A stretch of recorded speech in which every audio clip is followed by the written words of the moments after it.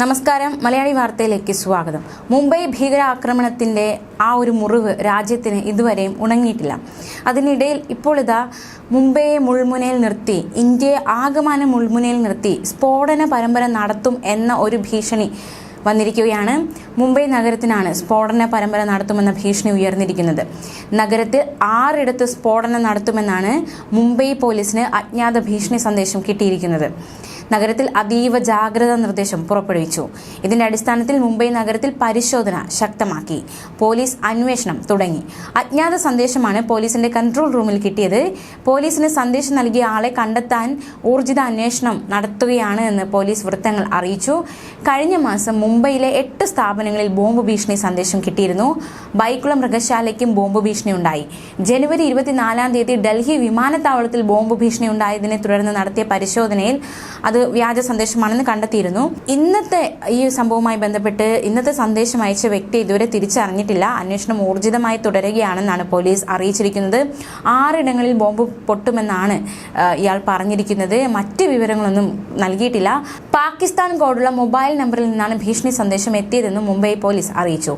സംഭവത്തിൽ മുംബൈ ക്രൈംബ്രാഞ്ചും മഹാരാഷ്ട്ര ATSും അന്വേഷണം തുടങ്ങി.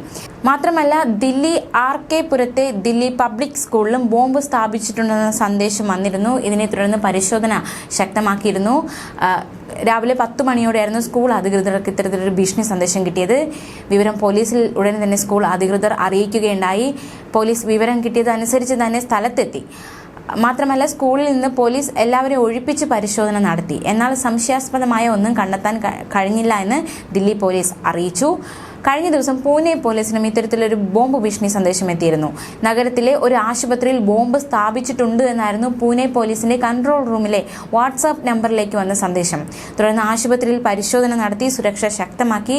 എന്തായാലും മുംബൈയെ നടുക്കി 6 ഇടങ്ങളിൽ ബോംബ് വെച്ചിട്ടുണ്ട്, സ്ഫോടന പരമ്പര നടക്കും എന്ന ഒരു ഭീഷണി സന്ദേശം ഇപ്പോൾ പുറത്തു വന്നിരിക്കുകയാണ്.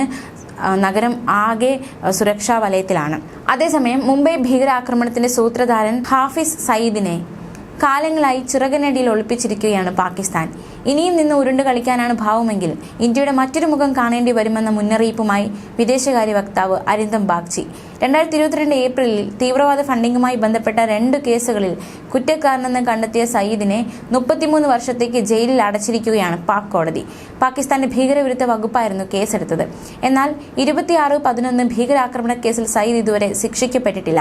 2020-ലും ഇയാൾക്കെതിരെ തീവ്രവാദ ഫണ്ടിങ്ങിന്റെ പേരിൽ നിരവധി കേസുകൾ എടുക്കുകയും 15 വർഷത്തെ ജയിൽ ശിക്ഷയ്ക്ക് വിധിക്കുകയും ചെയ്തിരുന്നു. ജയിലിനകത്തും പുറത്തുമായി കഴിച്ചുകൂട്ടുകയാണ് സയ്യിദ്. ചില സമയത്ത് ഇയാൾ വീട്ടു തടങ്കില്ലായിരുന്നു. എന്നാൽ പലപ്പോഴും പാകിസ്ഥാനിൽ സ്വതന്ത്രനായി സഞ്ചരിക്കുകയും യോഗങ്ങളിൽ പങ്കെടുത്ത് ഇന്ത്യയെ കടന്നാക്രമിക്കുകയും ചെയ്തിരുന്നു. ന്യൂസ് ഡെസ്ക്, മലയാളി വാർത്ത.